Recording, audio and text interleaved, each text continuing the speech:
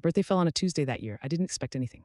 I had work, Ariana had school, and birthdays had quietly become just another day somewhere along the line. Came home tired, shoes kicked off at the door, already thinking about what leftovers we might have for dinner. Then I saw her sitting at the kitchen table. There was a small, neatly wrapped box in front of her. She was smiling, but there was nervous energy in the way she kept adjusting the ribbon. Sit, she said. I set my purse down slowly and took the chair across from her. She slid the box toward me with both hands. But inside was a frame. The photo was from the championship game, the moment after the final point. Ariana was still in her jersey, sweaty and beaming, her arm thrown around my shoulders. I remembered exactly how that moment felt, like breathing after holding it in for too long, but it was the inscription at the bottom that broke me, to the parent who stayed. I love you, Mom. I didn't make it to the end before the tears came. She told me she bought it with babysitting money, that she wanted me to have something that showed she understood now, that she saw everything I'd done. I hugged her so hard she laughed and told me to breathe. The next morning, I hung the photo in our kitchen, right above the table where everything had fallen apart and where everything had been rebuilt. Every time I passed it, I felt grounded, seen. After that, the questions changed. She asked about my life, who I'd wanted to be, what I dreamed about before I became someone's mother. She asked why I never went to college. Though I ever regretted it, I told her the truth, that I wished I'd had the chance, but I never regretted her. She was quiet for a long moment, then said, maybe you still could someday. That was when I realized she wasn't just seeing me as her mom anymore. She was seeing me as a person. Our conversations deepened. I told her about my own mistakes, the bad relationship I stayed in too long, the red flags I didn't know how to recognize when I was young. She listened, really listened. One night she told me my stories helped her make better choices because she could see where certain paths led. 9 months after our reconciliation, she brought home her report card, on a roll, for the first time in 2 years. We celebrated with dinner at her favorite restaurant. She talked the entire meal about classes, teachers, plans for the future. Watching her light up at school again felt like watching something bloom after a long winter. Life wasn't done surprising us. A few weeks later, the school counselor called again. This time it was to tell me Ariana had been nominated for a leadership award and that she'd have to give a speech. I hung up the phone with shaking hands, knowing something big was coming, because Ariana wasn't just healing anymore. She was becoming someone who could stand up and speak about it. Regional started in late spring. 3 weekends, back-to-back games, packed gyms, and restless crowds. I rearranged my work schedule like a puzzle, swapping shifts, calling in favors, taking fewer hours where I could. Wasn't missing this. From the first game, Ariana played like someone who knew she belonged there. She moved with confidence, calling plays, encouraging her teammates even after mistakes. Watched from the bleachers, hands clenched, heart racing. They won the first game easily. The second two, the third was close, the fourth even closer. By the time they reached the championship finals, the gym was overflowing. Arrived an hour early and ended up in the third row, right behind the team bench. The game was intense from the start. Both teams traded points, neither willing to give ground. First 2 sets were split, one for them, one for the other team. Then came the third set. The score was tied at 23. Ariana rotated back to serve. She bounced the ball a few times, then looked up into the stands. Our eyes met. She lifted her hand and gave the smallest wave, barely noticeable to anyone else. But to me, it felt like everything. She served, point again, another serve, another point. Her team pulled ahead and took the set. Carried that momentum into the fourth and won the match. The gym exploded. Teammates screamed and jumped into a pile at center court. Parents rushed down from the bleachers. I pushed through the crowd, my vision blurred with tears. Ariana spotted me and broke away, running straight into my arms. She was flushed and shaking, laughing and crying all at once. We won, she kept saying. We actually won. I held her and told her how proud I was, how I'd never doubted her. Standing there, I realized something quietly powerful. She wasn't searching for her father in the stands. She was searching for me. 6 months later, she brought him up again. We were sitting at the kitchen table after dinner when she asked if she should try reaching out to her dad one last time. Not because she expected much, but because she needed closure. I warned her gently, told her to protect her heart. She nodded and asked if I'd help her write the email. We worked on it together, carefully, thoughtfully, no blame, just honesty. She hit send with a deep breath. Days passed, then weeks, no reply. On day 16, an email finally arrived. For sentences, he said he'd moved on. That looking back wasn't healthy. That contact wasn't a good idea. He signed it with just his first name. Ariana cried in my arms for 20 minutes. She wiped her eyes, deleted his contact information, and closed the laptop. At least now I know, she said, and somehow she looked lighter. But even as one door closed for good, another moment was already forming, one that would prove how much she truly saw me. The idea of therapy was hers. That alone stopped me in my tracks. One evening, while I was paying bills at the kitchen table, Ariana stood in the doorway, twisting her fingers together. She asked quietly if we could try family therapy together. She said her school counselor thought it might help us keep things from slipping back into old patterns. I expected resistance to rise up in me. Money was tight, time was tighter. Instead, I felt something else. Hope. I told her yes, we'd find a way. The clinic was across town in an older building with worn carpet and humming fluorescent lights. The therapist was younger than I expected, with kind eyes and a calm voice that made it easier to breathe. The first session was stiff. We didn't know where to start, so the therapist asked Ariana to go first. Ariana talked about fear. Pushing me away because it felt safer than waiting to be abandoned. About testing how far she could go before I'd give up on her the way her father had. I felt like the air had been punched out of my chest. Then it was my turn. Admitted that the double shifts weren't just about money. They were an escape, a way to avoid the tension at home, a way to pretend exhaustion was the problem instead of unresolved pain. Ariana looked at me like she'd never seen me before. The therapist helped us name what we'd been doing, protecting ourselves in ways that actually hurt us more. She taught us how to talk without attacking. To say I feel instead of you always. It felt awkward, mechanical, but by the end of the session, something had loosened. 3 weeks later, in our second session, we went deeper. I admitted I was scared she hated me. Ariana admitted she'd been waiting for me to leave. I reached for her hand and told her I wasn't going anywhere, that she could test me for the rest of her life and I'd still stay. We both cried, good crying. Kind that releases something old and heavy. Walking out of that building, Ariana said, that wasn't as bad as I thought. I smiled, me neither. And for the first time, therapy didn't feel like fixing something broken. It felt like building something strong, but life doesn't pause for healing. And soon, the world was about to test everything we'd learned.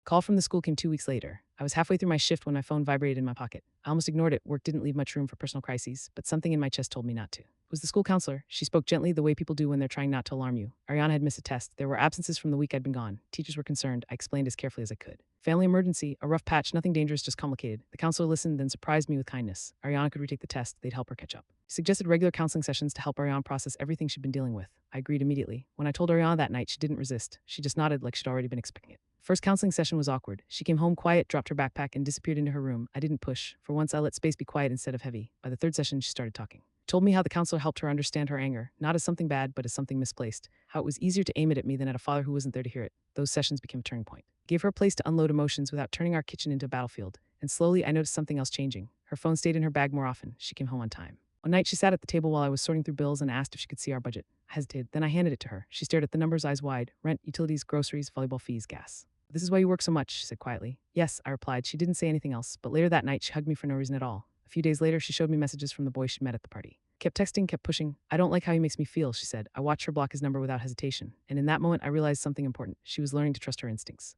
Ran into Mia's mother at the grocery store the following week. She tried to corner me with fake concern, asking how Ariana was doing after her phase. I looked her straight in the eye and told her, calmly but firmly, that my daughter was none of her business. Walking away from that aisle felt like reclaiming something I'd lost. That night, Ariana told me she wanted to stop being friends with Mia. She pushed me to lie, she said. I want better friends. I didn't argue. I didn't lecture. Just told her I trusted her judgment. And that trust given instead of demanded changed everything. But the big surprise was still coming, because the next volleyball game would show me just how deeply she was transforming. Call from the school came 2 weeks later. I was halfway through my shift when my phone vibrated in my pocket. I almost ignored it. Work didn't leave much room for personal crises, but something in my chest told me not to. It was the school counselor. She spoke gently, the way people do when they're trying not to alarm you. Ariana had missed a test. There were absences from the week I'd been gone. Teachers were concerned. I explained as carefully as I could. Family emergency, a rough patch, nothing dangerous, just complicated. The counselor listened, then surprised me with kindness. Ariana could retake the test. They'd help her catch up. He suggested regular counseling sessions to help Ariana process everything she'd been dealing with. I agreed immediately. When I told Ariana that night, she didn't resist. She just nodded like she'd already been expecting it. First counseling session was awkward. She came home quiet, dropped her backpack, and disappeared into her room. I didn't push. For once, I let space be quiet instead of heavy. By the third session, she started talking. Told me how the counselor helped her understand her anger, not as something bad, but as something misplaced. How it was easier to aim it at me than at a father who wasn't there to hear it. Those sessions became a turning point. Gave her a place to unload emotions without turning our kitchen into a battlefield. And slowly, I noticed something else changing. Her phone stayed in her bag more often. She came home on time. One night, she sat at the table while I was sorting through bills and asked if she could see our budget. I hesitated, then I handed it to her. She stared at the numbers, eyes wide. Rent, utilities, groceries, volleyball fees, gas. This is why you work so much, she said quietly. Yes, I replied. She didn't say anything else, but later that night, she hugged me for no reason at all. A few days later, she showed me messages from the boy she'd met at the party. Kept texting, kept pushing. I don't like how he makes me feel, she said. I watched her block his number without hesitation. And in that moment, I realized something important. She was learning to trust her instincts. Ran into Mia's mother at the grocery store the following week. She tried to corner me with fake concern, asking how Ariana was doing after her phase. I looked her straight in the eye and told her, calmly but firmly, that my daughter was none of her business. Walking away from that aisle felt like reclaiming something I'd lost. That night, Ariana told me she wanted to stop being friends with Mia. She pushed me to lie, she said. I want better friends. I didn't argue. I didn't lecture. Just told her I trusted her judgment. And that trust given instead of demanded changed everything. But the big surprise was still coming, because the next volleyball game would show me just how deeply she was transforming. Kitchen was too quiet. Ariana sat at the table, shoulders hunched, staring at her hands like they might explain something her words couldn't. I stood by the counter, keys still in my grip, my heart pounding so hard I could feel it in my throat. Didn't know, she said finally, about him signing away his rights. I closed my eyes. Of course she didn't. I had made sure of that. I never told you, I said, pulling out the chair across from her and sitting down. Because you were 10, she looked up at me then, really looked. Her eyes were red, swollen, exhausted. Why, she asked. Why would you let me think it was your fault, that you were the problem? I swallowed. This was the moment I'd been avoiding for years. Because I wanted you to believe your father loved you, I said quietly. Even if he couldn't show it, I thought the truth would hurt you more than the lie. She shook her head, tears spilling over. Let me blame you for years. I thought I was protecting you, I said. From what? She snapped. From knowing my dad didn't want me. The words cracked something open inside both of us. I already knew, Mom, she whispered. Just didn't want to believe it. It was easier to be mad at you. That hit harder than anything she said before. I reached across the table and took her hands. They were cold, smaller than I remembered. I'm sorry I left this week, I said. It wasn't fair. I was hurt and I handled it wrong. She squeezed my fingers just a little. You're not the reason he left, she said. You're the reason I'm okay. You're the reason we still have a house, why I have clothes. Someone actually shows up to my volleyball games. My chest burned. I'll always show up, I said. I know, she replied softly. I think I always did. We sat there for a long time after that. No yelling, no lectures. A silence filled with things we finally understood. The next morning, I woke up to unfamiliar sounds coming from the kitchen. Clinking, pan sizzling. I walked in and froze. Ariana stood at the stove, stirring scrambled eggs. It was popped up in the toaster. My favorite coffee mug sat on the counter, already filled. She didn't look at me right away. When she slid a plate across the table, she gave me a small smile. Didn't quite reach her eyes, but it said more than words ever could. We were going to be okay. Over the next few days, something shifted. She started asking questions, real ones, about things I'd never told her. One night, while I was paying bills, she asked about the savings account her father emptied. I stopped writing. She deserved the truth now. I told her about the $15,000 he took 3 days before he disappeared. Money meant for emergencies, for her future. I told her how I'd worked overtime, skipped meals, rebuilt everything from nothing. She didn't interrupt. She just listened, tears running down her face. A few days later, she asked about the divorce, not the gentle version I'd rehearsed for years, but the real story. How he met someone else online, how he planned his exit while I worked double shifts, how one day he just left. As Ariana cried in front of me, something dangerous and necessary happened. The lie I'd built our life on finally collapsed, and once the truth was out, there was no going back. First message came on day 5. It wasn't an apology, it wasn't even emotional, it was practical. Where's the permission slip for the field trip? I stared at the screen longer than I should have. A thumb hovered over the keyboard, instinct screaming at me to explain, to soften things, to rescue her like I always did. Instead, I typed back 2 words: you can handle it. I hated myself the second I hit send. Another message came an hour later. Do we have laundry detergent? Then another. The school called about my test. Can you call them back? Each time my response was the same: short, controlled, detached. You can handle it.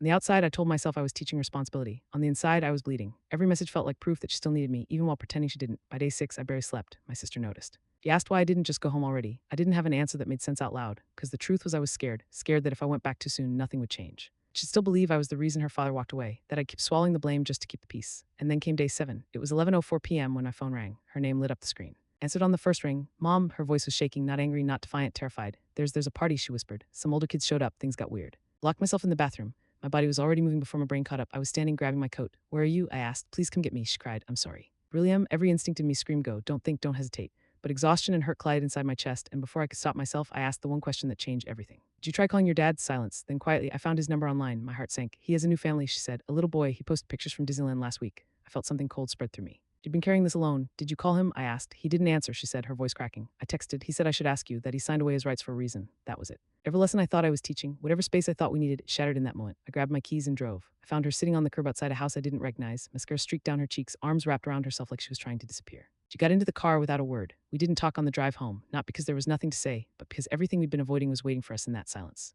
And when we finally walked back into our kitchen, the place where it had all started, I knew the truth was about to come out, whether I was ready or not. I still remember the smell of burnt coffee. I had just come off a double shift, my feet aching, my head pounding, when I heard footsteps in the kitchen. Turned around and saw my daughter standing there, makeup done, hair curled, dressed for a party I knew nothing about. Something in my chest tightened instantly. I'm going to Mia's, she said casually, grabbing her phone. Her mom said I could stay over. I glanced at the clock. A school night, a test the next morning. No, I said, setting my mug down. We have school tomorrow. This wasn't discussed. That's when her face changed. It wasn't teenage annoyance. It was something sharper, older, like resentment that had been waiting for the right moment to come out. Mia's mom trusts her, she snapped. You're just controlling. I opened my mouth to respond, but before I could, she took a step closer. No wonder Dad couldn't stand living here. The words landed like a slap. I felt all the air leave my lungs. I'd heard anger from her before, sarcasm, eye rolls, but this was different. This was blame. I tried to stay calm. I really did, but exhaustion has a way of lowering your defenses. Rihanna, I said quietly, that's not true. She laughed, bitter and wet-eyed. Everyone knows it. Mia's mom said it. You drove him away. You're impossible to live with. That should have been the moment I sat her down, explained everything. Told her the truth I'd been carrying for years. Instead, I broke. Fine, I said, grabbing my keys. If you think I'm the problem, I'll give you space. Her eyes widened just a little. I don't think she expected me to actually leave. Drove to my sister's house with my hands shaking on the steering wheel, telling myself this was temporary. One night, just enough time to cool off. I'd go back in the morning, but morning came and my phone stayed silent. No calls. No texts. I told myself she was just being stubborn, that she needed time. By the 3rd day, I realized something was wrong. I opened Instagram and saw everything I hadn't been invited to see: party photos, captions about freedom, comments cheering her on. There was a boy with his arm around her shoulder, someone I didn't recognize. She looked happy, and that hurt more than I was prepared for. What she didn't know, what she couldn't know, was everything I'd protected her from. Money her father drained before disappearing. The nights I worked until my hands cramped just to keep us in our home. The real reason he left, which had nothing to do with me being impossible. I had let her believe a gentler version of the truth. Be to protect her, me to protect myself. And as I sat there alone, staring at her smiling face on my phone, I realized something terrifying. I had given her exactly what she asked for. And I had no idea how badly it was about to cost us. End of Module 1, Suspense.